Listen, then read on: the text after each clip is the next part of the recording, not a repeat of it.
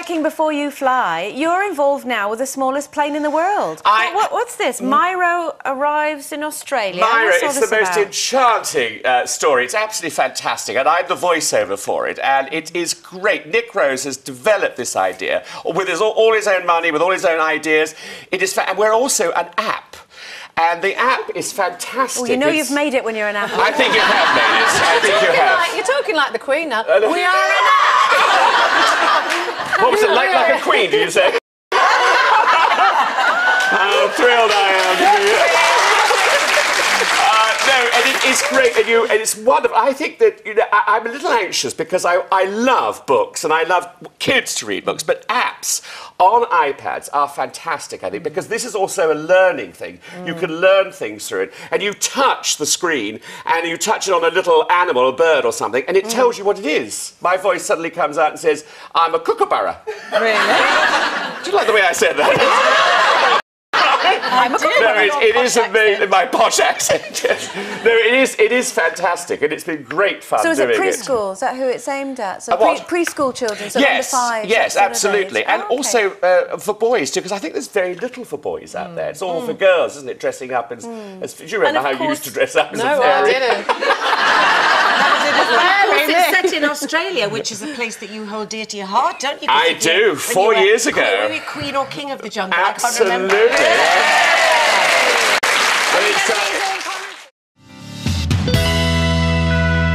On FM, AM and online. Nick Coffer. BBC Three Counties Radio.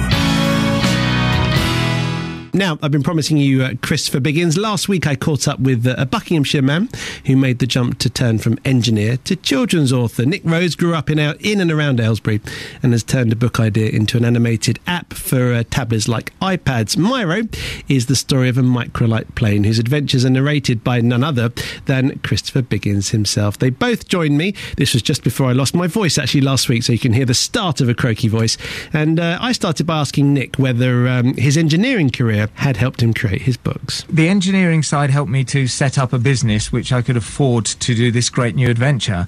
It's something I always loved was aeroplanes and flying. I lived underneath a flight path. I worked on a farm which was on an old runway, so flying was a big thing for me. And I set up my electronics business after going to Aylesbury Grammar School and was able to finance this wonderful project. And then I was able to get Chris involved, which was fantastic. Christopher Biggins. You've flown planes at microlights in Australia, haven't you? That's right. I went out there for a friend's wedding and I had a few weeks to kill, and in 1 week I just learned to fly a microlight because it was a fantastic opportunity to do it. The weather was great there. I met some wonderful people, and all the books are based on the adventures I had in Australia flying my little microlight around the place. Are you saying that you had no previous flying experience at all before going to Australia, or did you to learn microlight flying in a week? I got in a 747 to get there, and that was it. That's astonishing. So you're telling me I could learn to microlight in a week? In Australia you could. It's a bit stricter in the UK.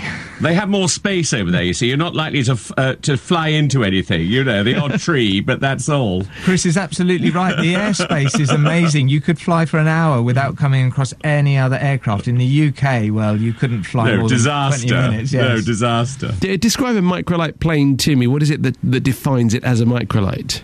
A microlight plane has, well, this is what I describe when I go to schools and I talk to primary school children. It looks like a bathtub with wheels from a wheelbarrow.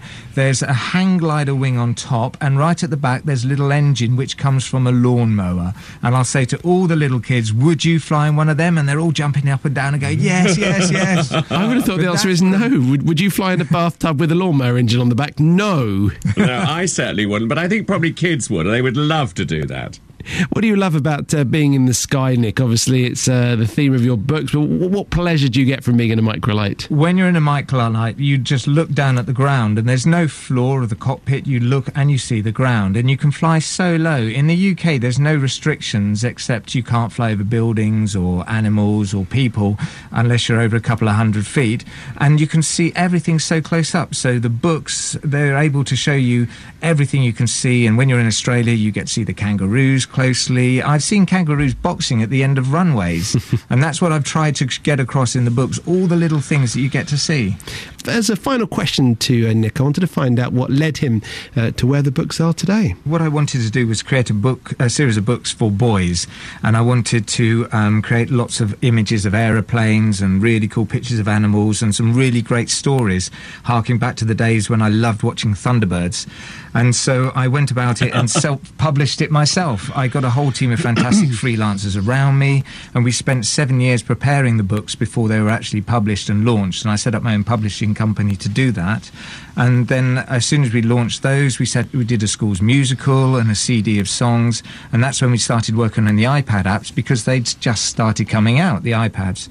And when we were almost completed and ready to go, Christopher wonderfully accepted my invitation to come and narrate the products, and it's been absolutely fantastic. I've enjoyed working with him so much. What is incredible about Nick, this is done all on his own. You know, he's financed it, he's brought everybody in, he's spent a lot of his hard-earned money on creating this.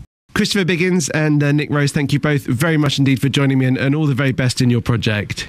Thank you very much for having us on. Thank you very much, Nick.